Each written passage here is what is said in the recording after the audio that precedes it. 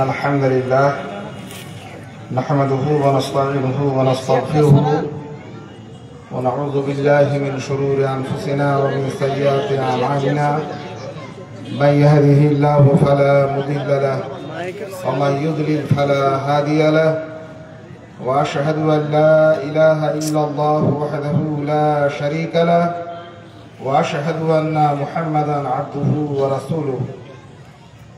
أعوذ بالله من الشيطان الرجيم. بسم الله الرحمن الرحيم. يا أيها الذين آمنوا اتقوا الله حق تقاته ولا تموتن إلا وأنتم مسلمون. يا أيها الناس اتقوا ربكم الذي خلقكم من نفس واحدة وخلق منها زوجها وبث منهما رجالا كثيرا ونساء واتقوا الله الذي تساءلون به والأرحام إن الله كان عليكم رقيبا. يا أيها الذين آمنوا اتقوا الله وقولوا قولا سديدا يصلح لكم أعمالكم ويغفر لكم ذنوبكم ومن يطع الله ورسوله فقد فاز فوزا عظيما. সম্মানিত সভাপতি, সঞ্চালক, মঞ্চে বরিষ্ঠ সুধী উলামায়ে দ্বীন, জমিয়ত আহলে হাদিস পশ্চিম বাংলার মুর্শিদাবাদ জেলার দায়িত্বশীল কর্মী এবং সংগঠনকে ভালোবাসেন এমন সব ভাই বন্ধু, চারপাশের বিভিন্ন মসজিদ মাদ্রাসার দায়িত্বশীল কর্তব্যনিষ্ঠ উলামায়ে দ্বীন, সর্বোপরি সম্মুখস্থ সুধী শ্রোতৃমণ্ডলী, শ্রদ্ধেয়া মায়েরা, বোনেরা, মহান আল্লাহ আমাদের প্রতি অনেক অনুগ্রহ করেছেন। দিনী মজলিসে বসে কিছু দিনী কথা শোনার সুযোগ করে দিয়েছেন। আন্তরিকভাবে আমরা জ্ঞাপন করি আলহামদুলিল্লাহ।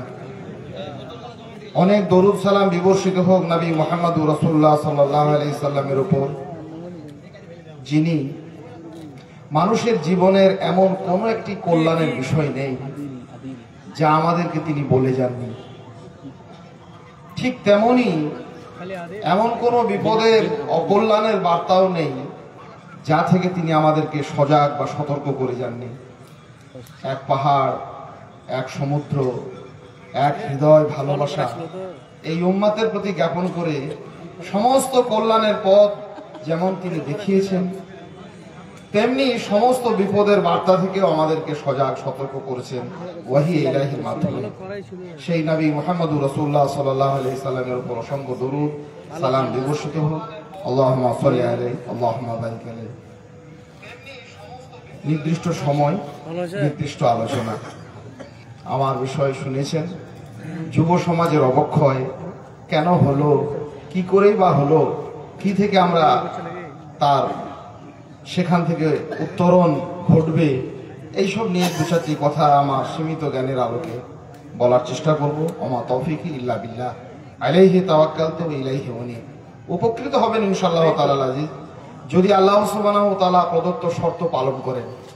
আল্লাহ বলেছেন, সব আলোচনা শুনেই যে মানুষ উপকৃত হবে তা নয়, আলোচনা শুনে সেই সব মানুষ উপকৃত হবেন আল্লাযীনা ইয়াসতামিউনাল কওল, যারা কোনো কথা হলে মনোযোগ সহকারে শোনে, ওয়ায়াত্তাবিউনা আহসানাহু, আর সেই কথা ন্যায়নিষ্ঠ কোরআন সুন্নাহর ভিত্তিতে যে কথা, সেই কথা তারা কি করে, বাস্তবায়ন করে। উলাইকাল্লাযীনা হাদাহুমুল্লাহ, এরাই হচ্ছে প্রকৃত হিদায়াতের যোগ্য। মহান রবের কাছে দোয়া, আল্লাহ সুবহানাহু ওয়া তাআলা আমাদেরকে, আজকে যারা আমরা রয়েছি, ইতিপূর্বে যে কথা শুনেছি, শুনছি, শুনবো, মনোযোগ সহকারে সেগুলি শ্রবণের এবং কোরআন সুন্নাহর কথাকে আমাদের জীবনের বাস্তবায়নের তৌফিক দিন, আল্লাহুম্মা আমিন। বিষয়টি খুব প্রচলিত বিষয়, বহুশ্রুত বিষয়, অনেক মানুষের কাছ থেকে আমরা শুনেছি, ন্যায়নিষ্ঠ স্কলাররা এই ব্যাপারে আমাদেরকে দিক নির্দেশনা দিয়েছেন। আমরা যারা বসে আছি তারাও যে কিছুই একবারে জানি না ব্যাপারটা তাও নয়, অনেকেই জানেন এবং আমার থেকে হয়তো অনেকে ভালোও জানেন, এমনও ব্যাপারটা। প্রথমে একটা কথা বলে রাখি, যুব সমাজের অধঃপতন নিয়ে, যুব সমাজের অধঃপাত নিয়ে, তাদের পাতালগামিতা নিয়ে, তাদের কি করে ক্ষয় হচ্ছে এই নিয়ে আমরা যত আলোচনাই করি না কেন, শুধু যে অধঃপতনই কিন্তু যুব সমাজের ঘটছে তা কিন্তু নয়, উন্নয়নও ঘটছে এবং সেটা ব্যাপক হারে ঘটছে। এইটা যদি আপনি না দেখতে শিখেন তাহলে কিন্তু বিপদে পড়তে হবে। যুব সমাজ যে শুধু অধঃপতিত হচ্ছে, অধঃপতনের গ্লানিতে যে শুধু ডুবেই যাচ্ছে তা নয়, উন্নয়ন হচ্ছে ব্যাপকভাবে। 15-20 বছরের সীমিত অভিজ্ঞতায় একটা মসজিদে ইমামতি করতে গেছিলাম। সালাম ফেরার পর মুখ ফেরালেই যাদের সামনে দেখা হতো একটা লোকেরও দাঁড়িয়ে ছিল না। এখন গিয়ে দেখছি অন্তত 80% লোক দাঁড়িয়ে থাকছে। একটা মাদ্রাসাতে ছিলাম, সেই মাদ্রাসাতে একজন মওলানা শিক্ষক এসেছিলেন আমাদের, খুব লম্বা লম্বা দাড়ি। তো সেক্রেটারি কমিটি কারোরই দাড়ি নেই। তো সেক্রেটারি ওনাকে যখন নিয়োগ করবে তখন বলছে, মওলানা আমাদের এলাকায় এত বড় বড় দাড়ি লোকে ভয় লাগে, একটু কেটে ছেটে রাখুন না। মওলানাকে বলেছিলেন, মওলানা ঘাটেননি। এই অধঃপতনও ছিল। এই অধঃপতন থেকে মানুষ উন্নয়নের সোপান দিয়ে উঠে আসছে।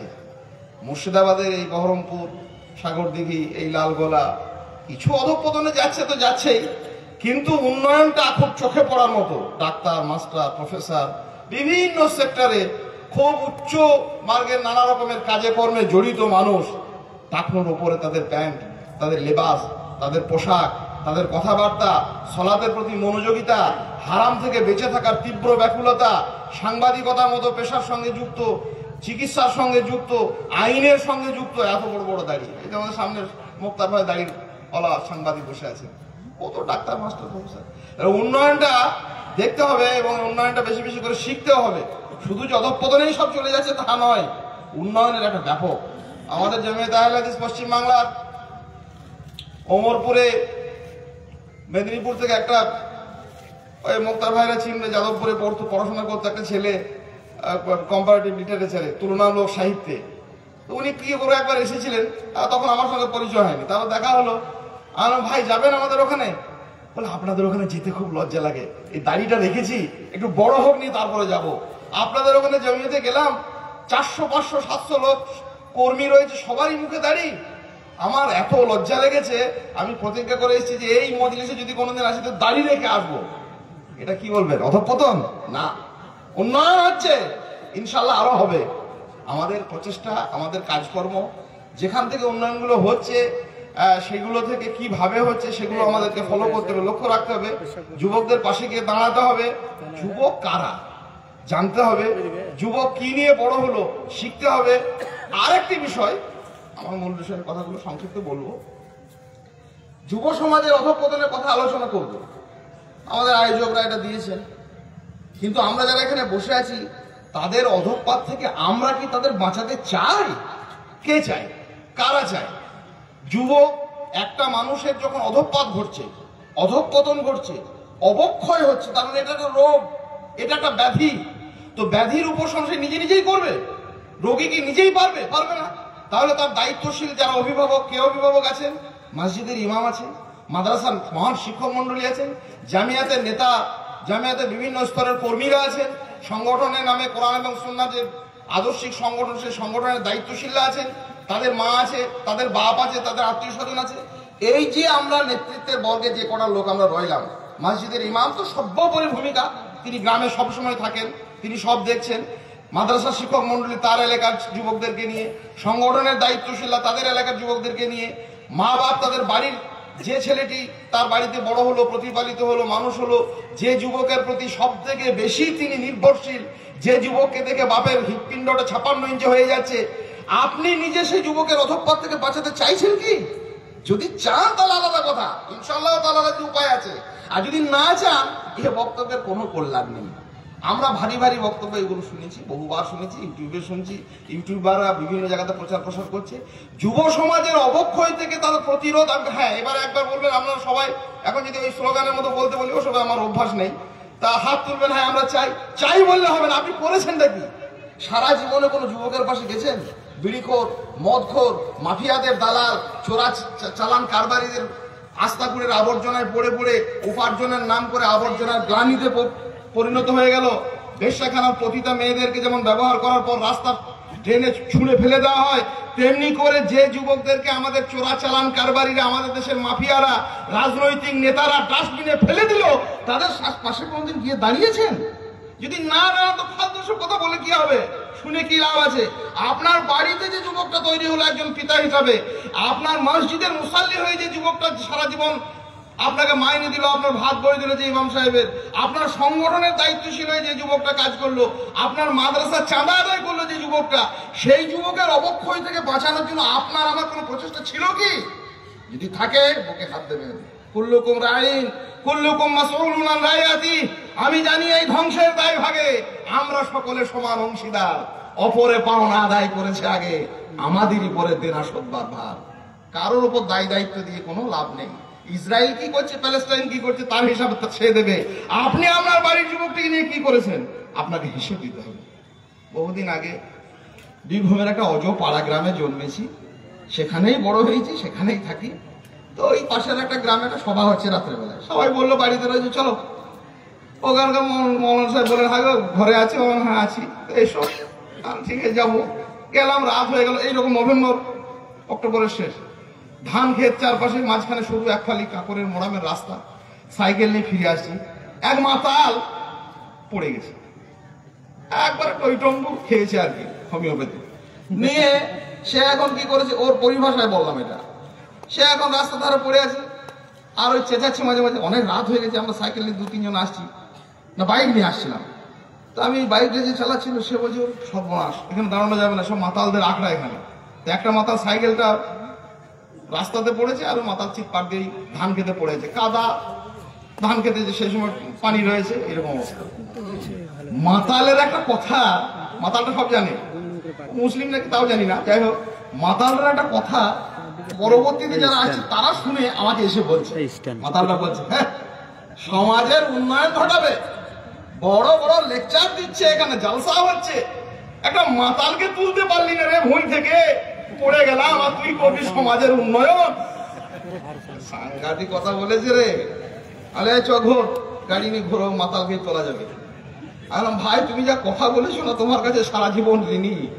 আমি জানি এই ধ্বংসের দায় ভাগে আমরা সকলে সমান অংশীদার। নিজের বাড়ির ছেলেটা অধঃপতন চলে গেল, আপনি একবার দেখলেন না, পাড়ার ছেলেটা গেল, মসজিদ মাদ্রাসা কেন্দ্রিক ছেলেরা গেল, আমাদের গ্রামের পর গ্রাম যুবকরা নষ্ট হয়ে গেল। বক্তব্য শুনে কি করবো? তাহলে আজ থেকে আমরা প্রতিজ্ঞাবদ্ধ হব যে আমি প্রতিদিন অন্তত একটা যুবকের সঙ্গে দেখা করি, সপ্তাহে একজনের সঙ্গে দেখা করি, তার দুঃখ কি বেদনা কি, বেদনার শেষ নেই। 18 বছর বয়সে আঘাত আসে, অবিশ্রান্ত একে একে হয় জড়ো, এ বয়স কালো লক্ষ দীর্ঘশ্বাসে, এ বয়স কাঁপে বেদনায় থর থর। তবু 18 শুনেছি যে জয়ধ্বনি, এ বয়স বাঁচে দুর্যোগে আর ঝড়ে, বিপদের মুখে এ বয়স অগ্রণী। এ বয়স তবু নতুন কিছু তো করে, উন্মাদনা, যৌবনের তীব্র উন্মাদনা, গভীর উদ্দীপনা, শক্তির বিপুল উচ্ছ্বাস, সমুদ্রের তরঙ্গের মতো তার হিল্লোল। নষ্ট হয়ে গেল, কাজে লাগাতে পারলাম না। কাজে লাগালো কারা? কাজে লাগালো মাফিয়ারা, তাদের চোরা চালান এই দেশ থেকে ওদের নিয়ে গেল, সোনা পাচার করলো, মানুষ পাচার করলো, আরো কিছু পাচার করলো, টাকা পাচার করলো, আর শেষ পর্যন্ত ডাস্টবিনে পতিতা মহিলার মতো ছুঁড়ে ফেলে দিল। রাজনৈতিক নেতারা বোমার খোরাক তৈরি করলো, পুঁজিবাদীরা তাদের পুঁজিবাদকে চালিয়ে গেল, ধ্বংসস্তূপ যারা অস্ত্র ব্যবসায়ী তারা অস্ত্রের কারবারকে তারা সানিয়ে নিল। আমাদের যুবকরা পড়ে রইল। পেরিয়ে গেছি দুর্ভাগাদের দেশ, পেরিয়ে গেছি কুষ্ঠে কষা গ্রাম। জানো কি তুমি, অনেকে এখনো ফিসফিসিয়ে বলে তোমার নাম। কার নাম বলবে? যুবকেরই নাম বলবে। মসজিদ করবে, মাদ্রাসা করবে, দিন পরিচালনা করবে, তাদেরই চোখে বিশ্ববাসীর স্বপ্ন দেখা হোক সফল, কিন্তু তারা নিজেরাই স্বপ্ন তো দূরের কথা, আর তাদের ঘুম হয় না। নেশায় তন্দ্রায় তারা বসে বসে ঢোলে, আর লটারির দোকানে বসে বসে বিড়ি টানে, বিড়ি খেয়ে খেয়ে মুখ তেতো হয়ে গেছে। ও মুখে আর ও চোখে কি করে স্বপ্ন দেখবে? মদ খেয়ে খেয়ে চোখ দুটো ভাটির মতো লাল। চোরা চালান কারবারি করতে করতে তাদের জীবন একবার অধঃপথের শেষ জায়গাতে রসাতলে। তাদের পাশে একবার গিয়ে দাঁড়াই, অন্তত একটা যুবককে ধরে টেনে আনি কাজে। এই সমস্ত আলোচনা যারা শুনছি, যারা করছি, যারা বসে রয়েছি, আমরা অন্তত যুবকদের প্রতি একটু সদয় হই, ভালোবেসে তাদের সামনে নিয়ে যাই। যুবক কারা? বয়সের সর্বোত্তম ক্ষমতাটা যে সময়টা একটা শরীরে থাকে, 17, 18, 15 বছর পূর্ণাঙ্গ একটা বয়স প্রাপ্ত হলো। আর তারপরে শুধু ওই 20 বছর 25 বছর। আমাদের দেশে যুবক মানে ওই বিয়ে শাদী হওয়ার আগে আমরা মোটামুটি যুবক বলে, বিয়ে আর আমি যুবক না, কি হয়েছে বুড়ো হয়ে গেছো না। একটা মানুষের জীবনের সর্বোত্তম ক্ষমতা সম্পন্ন সময়, যে সময়টা তার সব থেকে বেশি কর্মক্ষম, যে সময়টাতে তার মেধা, তার পেশি, তার চিন্তন, তার দর্শন, তার শ্রবণ সমস্ত কিছুকে অকাতরে মানুষকে দিতে পারে, মানুষের কাছে নিতে পারে অবলীলায়, এই সময়টিতেই সেই যুবক। এতে প্রশ্ন হবে কি আমাদের মাঠে। আমাদের শাইখ তাজামুল হক সালাফি হাফেজাহুল্লাহ এই নিয়ে দুটি হাদিস পেশ করেছেন, ইকদারিম খামসান কাবলা খামসিন, তোমাদের জন্য গানিমাত একটি গানিমাত, সেই লুপ্ত হওয়ার আগে এই মূল্যবান জিনিসটাকে তোমরা মনে রেখো। শাবাবাকা কাবলা হারামিক, বার্ধক্য আসার পূর্বে তোমাদের যৌবনকে। নবী মুহাম্মদুর রাসূলুল্লাহ সাল্লাল্লাহু আলাইহি সাল্লাম বলছেন, এই নিয়ে কিয়ামতের মাঠে আমাদেরকে প্রশ্নের মুখোমুখি পড়তে হবে। লা তাদুলু কাদামা ইবনে আদম হাত্তা ইউসালা আন খামস, পাঁচটি জিনিসের প্রশ্নের উত্তর না দিলে আদম সন্তান পা নড়াতে পারবে না।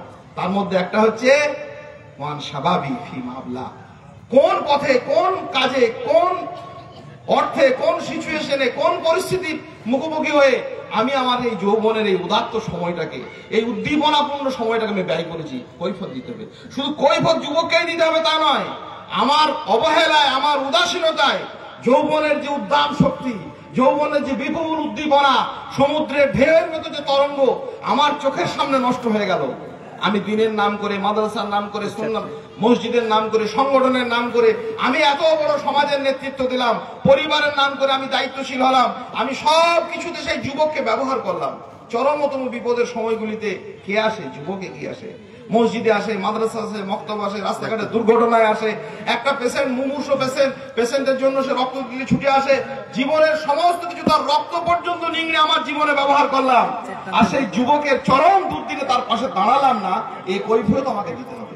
আল্লাহকে ভয় করি এবং সেই সাথে যুবকদের অধঃপতনের মৌলিক কতগুলো কারণ এবং তার থেকে উত্তীর্ণ হওয়ার, তার থেকে আমরা বেঁচে থাকার পথ পদ্ধতিগুলি নিয়ে এবং সেগুলি আমাদের জীবনে ব্যবহার করি। প্রতিজ্ঞাবদ্ধ হয় যে আমার জীবনে অন্তত একটা যুবককে প্রতিদিন, প্রতি সপ্তাহে আমি তার পাশে গিয়ে দাঁড়াবো, তাকে উত্তম নসিহা করব, কি করে কোন ব্যথায়, কোন বেদনায়, কোন যন্ত্রণায় সে অন্যের খোরাক হয়ে গেল, তার সেই বিপুল উদ্দীপনাময় যৌবনের এই শক্তিটিকে কোরআন এবং সুন্নাহর কাজে, তাওহীদ রিসালাতের কাজে আমি ব্যবহার করতে পারলাম না, এই ব্যাপারটাকে আমাদেরকে চিন্তা ভাবনা করতে হবে। আল্লাহ পাক রব্বুল আলামিন আমাদের প্রত্যেককে সেই দায়িত্বশীল ভূমিকা নেওয়ার, দায়িত্বশীল ভূমিকা গ্রহণ করার তৌফিক দিন, আল্লাহুম্মা আমিন। বিপদের প্রথম কারণটা হচ্ছে ক্ষয়ে। একটা শরীর ক্ষয় রোগে কখন আচ্ছন্ন হয়, আকীর্ণ হয়? পুষ্টির অভাব। যদি তার পুষ্টি না থাকে, কি পুষ্টি? বোধ, আকীদা, বিশ্বাস। একটি মানুষ যখন বড় হয় তখন কিছু শিক্ষা নিয়ে, চারপাশে কিছু বিষয় নিয়ে সে আস্তে আস্তে বড় হয়ে ওঠে এবং সেই শিক্ষণে, সেই শেখার উপকরণগুলি সে গ্রহণ করে তিনটি মাধ্যমে। খুব মনোযোগ দিয়ে শুনবেন, নইলে আপনি বঞ্চিত হবেন। একটি হচ্ছে শ্রবণ, একটা হচ্ছে দর্শন, একটি হচ্ছে চিন্তন। সে শোনে। একটি যুবক তো হঠাৎ করে আকাশ থেকে পড়ে যুবক হয়ে পড়ে না, মাটি থেকে তো ফুঁড়ে একটা যুবক ওঠে না। একটা যুবক তো আমাদের সমাজে প্রতিপালিত হয়ে, লালিত পালিত হয়ে, বড় হয়ে তৈরি হয়। সে তৈরি হলো মানুষ সম্পর্কে, নিজের জীবনের উদ্দেশ্য সম্পর্কে, অন্যের জীবনের প্রতি তার ভূমিকা সম্পর্কে। তাকে আমি কি দিলাম? কিছুই দেয়নি। আমি বলি যুবকরা করছে না, এ তো ভয়ঙ্কর কথা।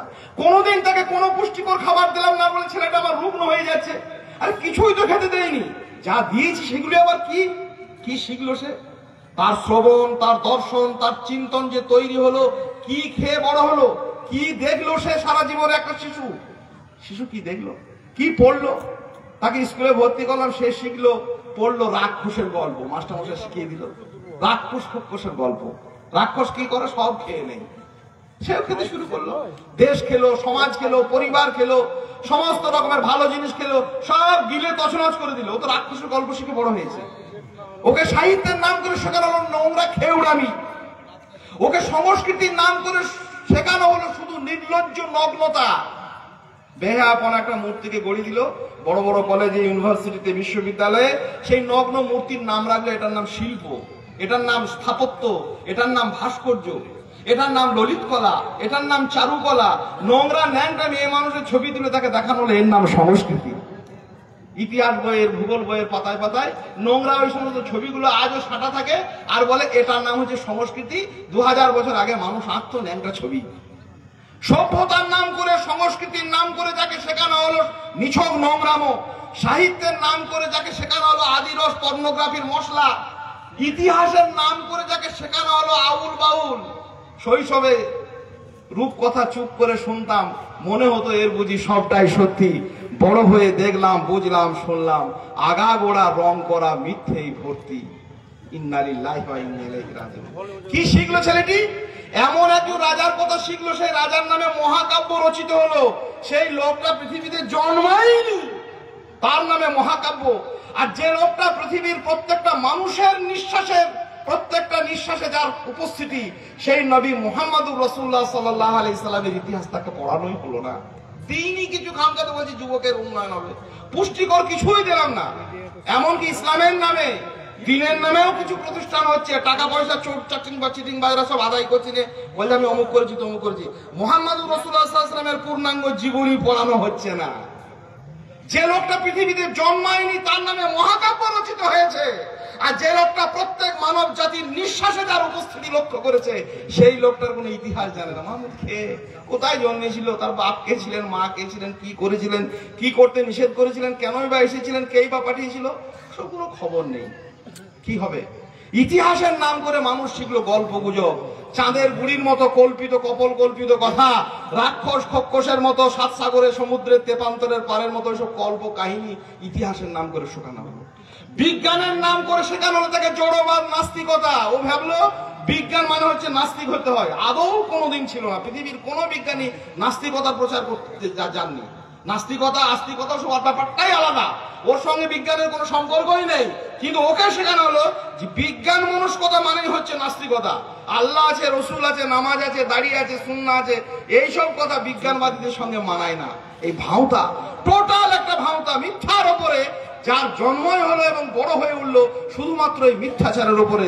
নবী মুহাম্মদুর রাসূলুল্লাহ সাল্লাল্লাহু আলাইহি ওয়াসাল্লাম বলেছেন, ইয়াকুমুল কিযব ফাইনাল কিযবা ইয়াহদি ইলা দালালা। নিশ্চয়ই তোমরা মিথ্যা থেকে বেঁচে থাকো, এ হচ্ছে তোমাদেরকে গোমরাহি, তোমাদেরকে পথভ্রষ্টতার পথের দিকে নিয়ে, পথভ্রষ্টতায় নিয়ে যায়। আর সেই পথভ্রষ্টতাকে আমরা আলিঙ্গন করলাম, দু হাতে করে জড়িয়ে ধরলাম, তার কাছে কোনো খাবারই পৌঁছলো না, সে কি করে পুষ্টি হবে? ইতিহাসের নাম করে, বিজ্ঞানের নাম করে, ভূগোলের নাম করে, দর্শনের নাম করে, সিলেবাসের নাম করে প্রতিষ্ঠান আমরা করছি। সিলেবাস তো গড়িনি। আমার সিলেবাস সেই লোকের সিলেবাস পড়ছি, সেই মিথ্যা জালজুচ্চর ইতিহাস, সেই নোংরা মার্কা, সেই পর্নোগ্রাফির আসক্ত সাহিত্য, সেই শিল্পকলা, সেই ললিত কলা, সেই ভাস্কর্য, সেই স্থাপত্য। কি হবে? কাজে বোধের বিপন্নতা থেকে তাকে সরিয়ে আনতে হবে। সেই যে খোরাক হয়ে যাচ্ছে নিরন্তর, অসম্ভবভাবে নানা রকমের ক্ষমতাসীন মানুষদের, সেই খোরাক থেকে বাঁচানোর জন্য তার জন্ম লগ্নেই তাকে দিতে হবে পুষ্টিকর আহার, কোরআন এবং সুন্নাহর কথা, আকীদার কথা, একটা নিছক, একটা পবিত্র এবং একটা স্বচ্ছ বিশ্বাসের ধারা তার হৃদয়ে জাগিয়ে তোলা যুবকের কাছে। যদি এটা না পৌঁছায়, মনে রাখতে হবে জ্ঞানের বিহনে কোনো প্রেম নেই। এই যুগে কোথাও কোনো আলো নেই, সম্মুখে পথযাত্রীকে, সামনে সব তার অন্ধকার, সে যা দেখেছে সব অন্ধকার, সে মনে করেছে এইটাই মনে হয় ঠিক। ভয়ঙ্কর অবস্থা। তাহলে আকীদা এবং মানহাজ সর্বপ্রথম তাকে শেখাতে হবে, বিশ্বাস এবং তার স্রষ্টার সঙ্গে পরিচয় এবং সৃষ্টিগত উদ্দেশ্যটা তার কাছে স্পষ্ট হওয়া শৈশব থেকে। যেটা শিখে, যেটা শুনে, যেটা পড়ে সে বড় হবে, সেটা যেন পবিত্র হয়, সেটা যেন স্বচ্ছ হয়, সেটা যেন মার্জিত হয়। যদি না হয়, তাহলে কিন্তু আমি এই ক্ষয় রোগ থেকে, এত অপুষ্টিজনিত রোগে আক্রান্ত মানুষকে আমি বাঁচাতে পারবো না। দ্বিতীয়ত, একটি কথা শেখাই, কি লজ্জার কথা, একটি কথা চুড়ে ভর করেছিল 7টি অমরাবতী। একটি মাত্র কথা, যে কথার উপর নির্ভর করছে একটা মানুষের জন্য জান্নাত অথবা জাহান্নাম। একটি মাত্র কথা, যে কথাটির উপর নির্ভর করছে একটা মানুষের জীবনের সর্বন্বয়ের উন্নতি অথবা অবনতি। একটি মাত্র কথা, যার উপরে নির্ভর করছে একটা মানুষের উন্নয়ন অথবা অবক্ষয়, অধঃপতন। নবী মুহাম্মদুর রাসূলুল্লাহ সাল্লাল্লাহু আলাইহি সাল্লাম 13টা বছর ধরে মানুষকে সেই শিখালেন, কুলু লা ইলাহা ইল্লাল্লাহ, বলো আল্লাহ ছাড়া কোনো মাবুদ নেই। নিজের সন্তানকে শেখালাম না, মসজিদে ইমাম সাহেবের কাছে পৌঁছালাম না, তাকে মাদ্রাসার আলেমের কাছে গিয়ে শেখালাম না, শুধু কাকাতোয়ার মতো তাকে কোন সময় সে মুখে শুধুমাত্র উচ্চারণ করতে শিখলো। পবিত্র কোরআনে আল্লাহ সুবহানাহু ওয়া তাআলা বলেছেন, আলাম তারা কাইফা দারাবাল্লাহু মাসালান কালিমাতান তাইয়্যিবা কাশাজারাতিন তাইয়্যিবা আসলুহা সাবিতুন ওয়া ফারউহা ফিস সামা তুতি উকুলাহা কুল্লা হিনিন বিইজনি রাব্বিহা ওয়া ইয়াদরিবুল্লাহু আল-আমসালু লিন-নাসি লাআল্লাহুম ইয়াতাযাক্কারুন। শোনো, ভালো কথা হচ্ছে ভালো গাছের মতো। ভালো কথা মানে সর্বোত্তম ভালো কথা কালেমাতুত তাওহীদ, লা ইলাহা ইল্লাল্লাহ। শেখায়নি যুবককে, শিখলে সব তার কমপ্লিট হয়ে যেত। তুতি উকুলাহা কুল্লা হিনিন বিইজনি রাব্বিহা। আল্লাহ বলছেন যে ভালো কথাটা হচ্ছে একটা ভালো গাছের মতো। তার শেকড় বাকড় থেকে নিয়ে শুরু করে একদম আকাশের দিকে যে মাথা তুলে আছে ডালপালা সব ভালো, আর প্রত্যেক সিজনে প্রত্যেক মৌসুমে সে ভালো ফল দেয়। তার শৈশব ভালো, তার যৌবন ভালো, তার প্রৌঢ়ত্ব ভালো, তার বার্ধক্য ভালো, তার দাম্পত্য ভালো, তার ব্যবসা বাণিজ্য ভালো, তার চাকরি জীবন ভালো, তার স্টেজ ভালো, তার মঞ্চ ভালো, তার বক্তা ভালো, তার শ্রোতাও ভালো। সব মৌসুমে ভালো ফল দেবে কে? যার কাছে যে কালেমাতুত তাওহীদ লা ইলাহা ইল্লাল্লাহ যুবককে শেখানো হয়নি, যুবকের কানে কানে একবার গিয়ে বলিনি, তাকে পাশে থেকে শেখাইনি, অবক্ষয়ের রাস্তা সমস্ত রকমের আমরা তৈরি করেছি। কাজেই একজন শিশুকে শিশু থেকে শৈশব থেকে একজন মানুষের কাছে শিক্ষার এই প্রধান উপকরণ সিলেবাস ভিত্তিক একটা পরিবর্তন, সেই শিক্ষা ব্যবস্থার মধ্যে তাদেরকে নিয়ে আসা। শুধু নামমাত্র ওই লোক দেখানো, চমক দেখানো, ওই বছরে একবার করে জালসা হয় আর 4টে গজল বললাম, 3টি ইংরেজিতে বক্তব্য দিল, ওসব কথা নয়, ওসব ঠাটকবাজি করলে হবে না। সত্য সত্যই তার সিলেবাস পরিবর্তন হচ্ছে কিনা, কোরআন এবং সুন্নাহ শিখে বড় হচ্ছে কিনা, পুষ্টিকর আহার নিচ্ছে কিনা, আকীদা এবং মানহাজ চলার পথ তার কাছে স্পষ্ট। রবের পরিচয় সম্পর্কে শাইখুল ইসলাম ইমাম ইবনে তাইমিয়া বলেছেন, এই পৃথিবীতে মানুষের দুটি সৌভাগ্য, যুবকের সৌভাগ্য, বৃদ্ধের সৌভাগ্য, শিশুর সৌভাগ্য, সবার সৌভাগ্য, নারীর পুরুষের। কার? যে এই পৃথিবীতে বেঁচে থাকতে আল্লাহকে চিনল। আর আখিরাতের সৌভাগ্য যে আল্লাহকে দেখলো। রবকে চিনলাম না, এত চিনলাম দুনিয়ার জিনিস। তাহলে একটা মানুষকে আমি যখন এই পরিচিতি থেকেই বঞ্চিত রেখেছি, তখন সচরাচর স্বাভাবিকভাবে সে অপুষ্টিতে ভুগেছে। কাজে বেশি বেশি করে তার আকীদা বিশুদ্ধকরণ, সেই সঙ্গে ইমানের প্রতি সযত্ন লালিত ইমানের চর্চা। শুধু ইমান আনলে হবে না, নিয়মিত যুবকদের মধ্যে ইমানের চর্চা। এই চর্চা কে করবে? প্রবীণরা করবেন, দায়িত্বশীলরা করবেন, মা বাপ করবেন, মসজিদের ইমাম সাহেব করবেন, মাদ্রাসার শিক্ষকরা করবেন, সংগঠনের দায়িত্বশীল আমরা যাচ্ছি, আমাদেরকে করতে হবে। সকল মানুষকে নিরন্তর চর্চা না করলে কেবল ঘুরিয়ে উল্টো হবে। ইমান আনবে যুবকরা, দাড়ি রাখবে যুবকরা, ওই শাকিল বিন হানিফের মুরিদ হয়ে যাবে, না হলে বলবে ওই মওদুদিবাদ হবে, না হলে খোরাসানি হবে, না হলে বলবে আমরা ওই আরব উগ্রপন্থী হবে, না হলে বলবে অমুক জায়গাতে ঈসা আলাইহিস সালাম বেরিয়ে গেছে, ওখান থেকে আমাদেরকে লড়াই করতে যেতে হবে। নানা রকমের বাতিল পদ্ধতিতে জর্জরিত হয়ে উঠবে, হয়ে উঠছে। তাহলে ইমান আনা এবং ইমানের নিরন্তর পরিচর্যা অব্যাহত রাখা প্রত্যেকটি যুবকের কাছে, না হলে এই ক্ষয় থেকে বাঁচাতে পারবো না, প্রতিরোধ করা যাবে না। তৃতীয়ত, পুঁজিবাদী এবং ক্ষমতাসীন মানুষদের শিকার হওয়া থেকে তাদেরকে বাঁচানো। যুবকদেরকে ধ্বংস করেছে বড়। সারা পৃথিবীতে 3টি ব্যবসা চলে, সব থেকে রমরমিয়া। এমনি গরু ছাগল হাঁস মুরগি কেনা বেচা সবই হয়, হ্যাঁ, আমরা টাকা পয়সা চাকরি বাকরি, কিন্তু পৃথিবীতে ও জায়গাতে সর্বোচ্চ জায়গাতে যারা দাঁড়িয়ে আছে 3টে ব্যবসা রমরমিয়ে তারা চালায় সারা পৃথিবীর পুঁজিবাদীরা। একটা হচ্ছে অস্ত্র ব্যবসা, যতটা পারা যায় তার অস্ত্র ব্যবস্থা কি করে চলবে। একটা হচ্ছে মাদক দ্রব্য ব্যবসা, হেরোইন, গাঁজা, আফিম, চরস, জর্দা, গুটকা, ওই নানা রকমের যত রকমের নেশাজাত তামাকজাত দ্রব্য। তাহলে 3টি ব্যবসার মধ্যে একটা হচ্ছে অস্ত্র ব্যবসা, একটা হচ্ছে মাদক দ্রব্য ব্যবসা, আর একটা হচ্ছে সব থেকে দ্রুত গতিতে মানুষের কাছে ছড়াতে পারে, সেটা হচ্ছে পর্নোগ্রাফির ব্যবসা। একজন পুরুষ অথবা একজন নারী অনাবৃত দেহকে সারা সোসাইটির নানা মিডিয়ার মাধ্যমে মানুষের কাছে পেশ করে দেওয়া। কোটি কোটি কোটি কোটি টাকা প্রতিদিন সেখানে কি হয়, গচ্ছিত হয়। কারা করে? পুঁজিবাদীরা। পুঁজিবাদীদের হাতিয়ার করে দিলাম আমাদের যুবককে হয়ে গেল। এরা জানে না, কিছুই না, বোকা। এরা জানে না যে আমাদের কি সর্বনাশ ডেকে এলো। পুঁজিবাদের এই ভয়ঙ্কর রেস ধরে সারা পৃথিবীতে এই রমরমিয়ে ব্যবসা চালাচ্ছে, তাদের খোরাক হচ্ছে যুবকরা। যুবক ছাড়া পর্নোগ্রাফি কে দেখবে? 80 বছরের বয়সে চোখে দেখতে পায় না, ওর নোংরা ছবি দেখে আর ওর মজা আসে? বুঝতে পারবে না, শিশু বুঝতে পারবে না কি করছে রে না একটা ছবি। যুবক দেখবে, যুবককে দরকার। মাদক দ্রব্য কে খাবে? মদ খেয়ে বুড়ো হয়ে গেছে সে, আর মদ খেয়ে তার কি মজা পাবে? যুবকের দরকার। আর দরকার অস্ত্রের ব্যবসা। মানুষকে নানা রকমের দাঙ্গা ফাসাদ তাদের হাতে অস্ত্র তুলে দিতে হবে। চোরা চালান কারবারিরা পৃথিবী জুড়ে রমরমিয়ে ব্যবসা করছে। আমাদের ঘরের এই যুবকগুলোকে নিয়ে সকল মানুষকে তো বাঁচাতে পারবো না, সে শব্দ তো আমার একা নেই। কিন্তু আমি নিজের বাড়ি, নিজের পরিবারের, নিজের গ্রামে, নিজের সোসাইটি, পৃথিবী জুড়ে যাই খেলাটা খেলছে, এই মারাত্মক মরণ খেলা যারা আরম্ভ করেছে কোনোদিন বন্ধ হবে না সহজে। নিরন্তর এত মুনাফা, এত তাদের লাভজনক ব্যবসা, খুব মুহূর্তের মধ্যে আমার গেছে, অস্ত্র হয়েছে, এক দেশের সঙ্গে এক দেশের লড়াই লাগিয়ে দিয়ে আর সারা পৃথিবীতে পর্নোগ্রাফিকে ছড়িয়ে দিয়ে যুবকের যৌবন গেল, তার দাম্পত্য গেল, তার স্ত্রী গেল, তার পরিবার গেল, সে নিজে উচ্ছন্নে গেল, নিজে বুঝতে পারলো না। এই না বোঝা, এই অব্যক্ত ব্যথা বেদনায় জর্জরিত মানুষের যুবকদের কাছে আমাদের নিরন্তর আগমন, তাদেরকে ডাকা বিভিন্ন সভা সমিতিতে, তাদেরকে নিয়ে আলাদা আলাদা করে সেমিনার করা। আলহামদুলিল্লাহ জমিদারদের নেতৃত্বে বিভিন্ন ভাবে আমরা আমাদের সাধ্য অনুযায়ী যারা আমাদের দায়িত্বশীল রয়েছে তাদের পরামর্শে বিভিন্ন ভাবে আমরা যাচ্ছি, আরো যেতে হবে। আপনাদের সার্বিক সহযোগিতা প্রয়োজন, সার্বিক স্বেচ্ছা মনোবৃত্তি প্রয়োজন, এবং তাদের কাছে গিয়ে আমরা এসব কথাগুলো বলবো যে ভাই, অন্যের খোরাক হয়ে, অন্যের শিকার হয়ে কি লাভ?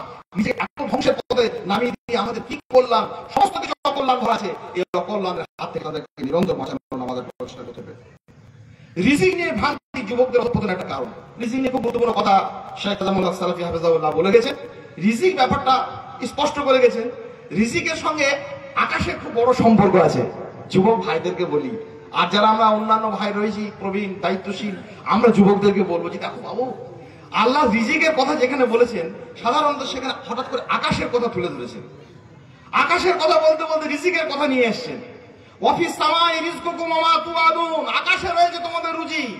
তো আকাশের দিকে মানুষ তাকাবে, আর আকাশের দিকে তাকালে মানুষ একটা সত্য খুঁজে পাবে, আকাশের উপরে মানুষের কোনো নিয়ন্ত্রণ নেই।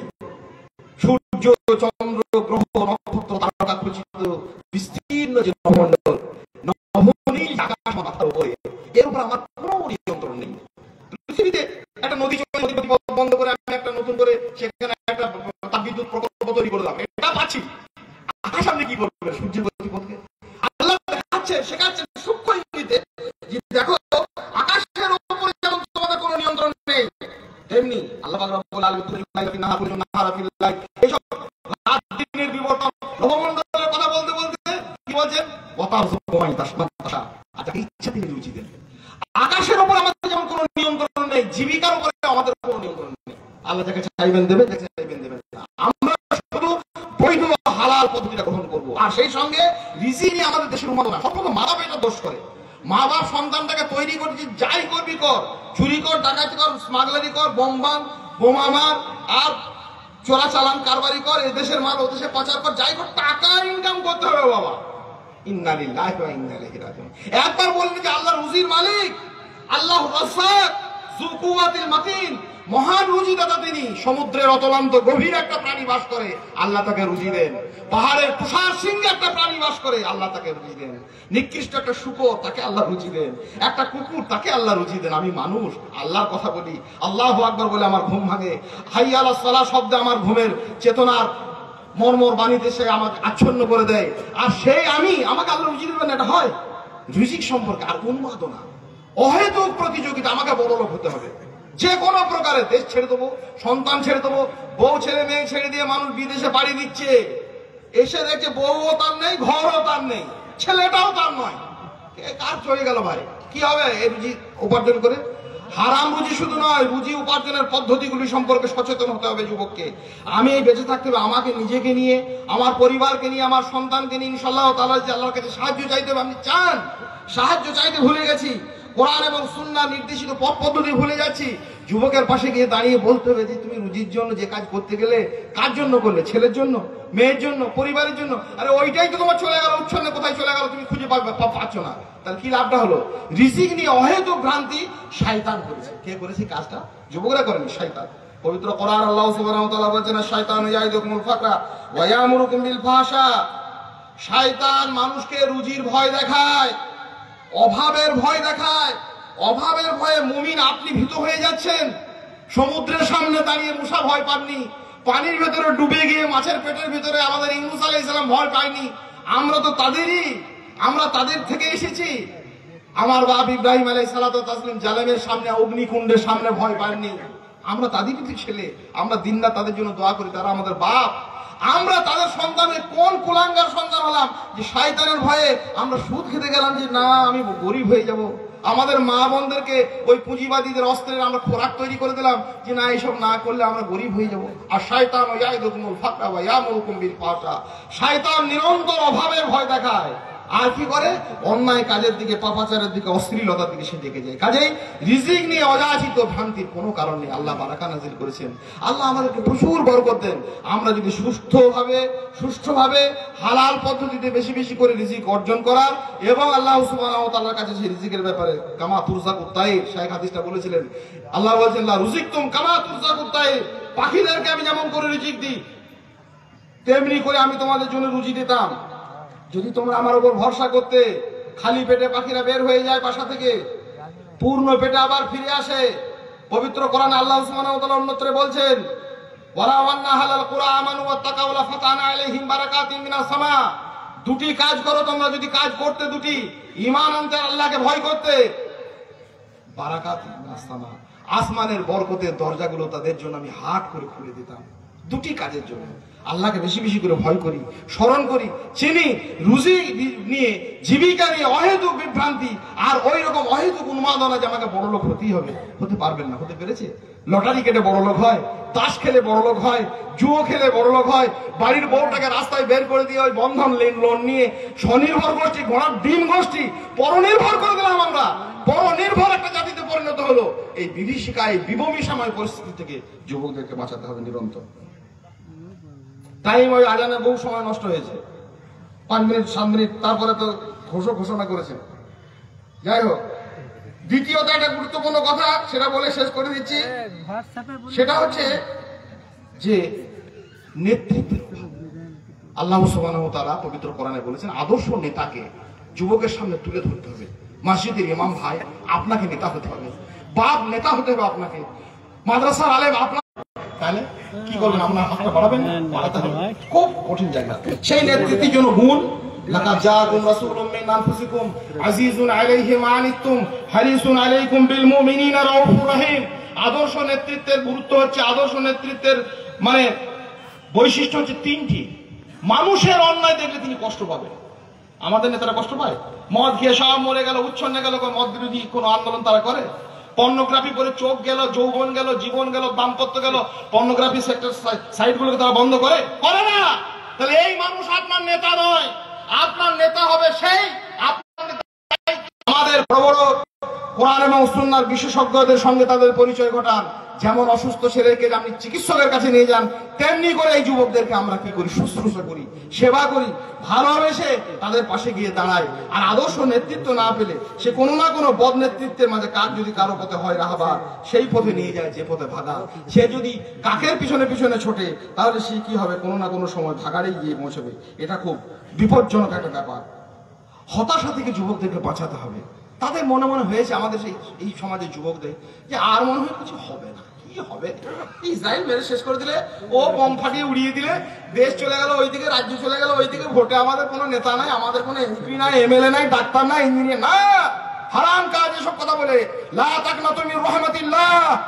গোটা পৃথিবী যখন এক হয়ে গেছে, একজন মুসা দাঁড়িয়ে আছেন মাদায়ের একটা কুয়ার ধারে। তিনি বলেছেন, রব্বি আন্নী লিমা আনজালতা ইলাইয়া মিন খায়রিন ফাকির। হে রব, আমি কোনোদিন নিরাশ হইনি, তোমার পক্ষ থেকে আমাকে তুমি যেটুকুই দিয়েছো আমি ওইটুকুই কাঙ্গাল। যুবককে শেখাতে হবে যে না, হতাশার কোনো কারণ নেই। আল্লাহ নিষেধ করেছেন, খবরদার মুমিন, তুমি হতাশাগ্রস্ত হয়ে যাও না। কোনো বক্তব্যে, কোনো আলোচনায়, কোনো চিন্তা ভাবনায় যুবকদের ভিতরে, শিশুদের ভিতরে কোনো হতাশার গ্লানি যেন না আসে। সমুদ্রের ভিতরে ঢুকে আমরা লা ইলাহা ইল্লাল্লাহ পড়েছি, অগ্নিকুণ্ডের সামনে গিয়ে দাঁড়িয়ে আমরা কালেমাতুত তাওহীদ উচ্চারণ করেছি, সমুদ্রের বিস্ফারিত জলস্রোত থেকে আমরা ভয় পাইনি। আজকে কি এমন হয়ে গেছে যে আমরা হতাশার হাত থেকে যুবকদেরকে বাঁচানো, নিরন্তর বাঁচানো এবং এই যুবকদের প্রতি গভীর ভালোবাসা আমাদের জ্ঞাপন করা, তাদেরকে সহযোগিতা করা। সহযোগিতার একটা কথা বলে শেষ করব। জড়বাদ, ভয়ঙ্কর জড়বাদ। চারপাশে মানুষকে শেখানো হয়েছে নাস্তিক্যবাদ আর জড়বাদের সব গ্লানি। সেই জড়বাদের অর্থ হচ্ছে চোখে যা দেখছি, যুবকরা দেখছে, সেটাই মনে করছে সত্য। এই করলে, সুদ খেলে, ঘুষ খেলে, এই মাফিয়াদের সঙ্গে থাকলে মনে বড়লোক হয়ে যাবো, ওই বিদেশে চলে গেলে ছেলে বউ ছেড়ে দিয়ে মনে কোটি কোটি টাকার মালিক হয়ে যাবো। মানে চোখে দেখা দৃশ্যগুলোকে আমরা সত্য ভাবছি, কিন্তু মুমিনের কাজ এটা হচ্ছে জড়বাদ। আর জড়বাদের উল্টো যে ইসলাম, কোরআন সুন্নাহ শেখাচ্ছে, আমি চোখে যেটা দেখছি ওইটা সত্য নয়, আমার এইখানে বুকের ভিতরে যেটা দেখেছি এটাই সত্য। প্রমাণ করেছেন মুসা আলাইহিস সালাম। সামনে দাঁড়িয়ে আছেন সমুদ্রের বিস্ফারিত স্রোত, পিছনে আসছে ফেরাউনের বাহিনী।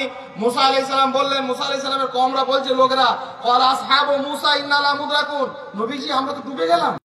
এই তো পিছনে ফেরাউনের বাহিনী এখনই ধরে ফেলবে, আর যদি না পালাতে যায় তো সামনে তো সমুদ্র। তারা বললেন কি যে কি হবে এবার নবীজি, আমরা ধরা পড়েই গেলাম। মুসা আলাইহিস সালাম বলেন কাল্লা, কখনো না, ইন্না মায়া রাব্বি সায়াহদিন, আমার রব আমার সঙ্গে আছে, এখনই তিনি আমাকে সহযোগিতা করবেন। চোখে দেখছি সমুদ্রের স্রোত, ওটাকে বিশ্বাস করি না, আমার হৃদয়ে যেটা দেখেছি এটাই বিশ্বাস, আল্লাহ রাজ্জাক, এটাই বিশ্বাস করব। চোখে আমাদেরকে শয়তান যা দেখাচ্ছে, যায়্যানা লাহুমুশ শাইতানু আমালাহুম, শয়তান শোভিত করে দেখায়, এটা আমাদের সত্য নয়। জড়বাদের হাত থেকে এই যুবককে বাঁচানো। শেষ কথা, যুবকদেরকে সহযোগিতা করতেই হবে, তাদের পাশে গিয়ে দাঁড়াতেই হবে।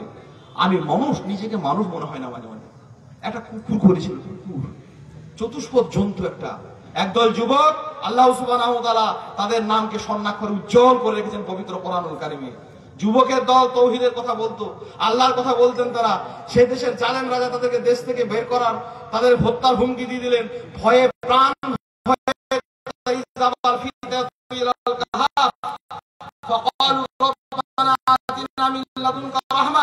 তাই সেই যুবকের দল তখন চলে গেল গ্রাম ছেড়ে। আর যুবকের দল যখন গ্রাম ছেড়ে রাতের অন্ধকারে পালিয়ে যাচ্ছিল, একটা কুকুর তাদের সঙ্গী হলো। আমরা মানুষ, আমরা সঙ্গী হতে পারলাম না যুবকদের সঙ্গী হলো একটা কুকুর। কুকুরটা যেতে যেতে যেতে যেতে যুবকের দল যখন একটা পাহাড়ের গুহা দেখলো, গুহার ভিতরে ঢুকে পড়লো। আরবিতে বলে কাহাব, সেই গুহাকে বলা হয় কাহাব। সেই কাহাবের ভিতরে ঢুকে পড়লো, আল্লাহ সুবহানাহু ওয়া তাআলা নাম করেছেন কাহাব দিয়ে। আগে গুহার ভিতরে যখন যুবকের দল ঢুকে পড়লো, কুকুরটা তাদের পাহারা দিল। কতদিন, কিভাবে? কালবুহু বাসিতুন জিরাইহি বিল ওয়াসিদ, কুকুরটা সামনে দুটো পাকে বিছিয়ে তার স্বভাব সিদ্ধ ভঙ্গিতে অতন্দ্র প্রহরী হয়ে ওই যুবকদের পাহারা দিল 309 বছর। আল্লাহ বলেছেন আমরা মানুষ, শিক্ষিত, বুদ্ধিজীবী, চাকরি বাকরি করা লোক, বিভিন্ন রকমের ইলমওয়ালা লোক, কোরআন শোনা জানা লোক, দুনিয়া ভিক্ষাওয়ালা লোক, টাকা পয়সাওয়ালা লোক, ব্যবসাজীবী লোক, একটা কুকুর পেরেছে যুবকদের সঙ্গে সান্নিধ্য রাখতে।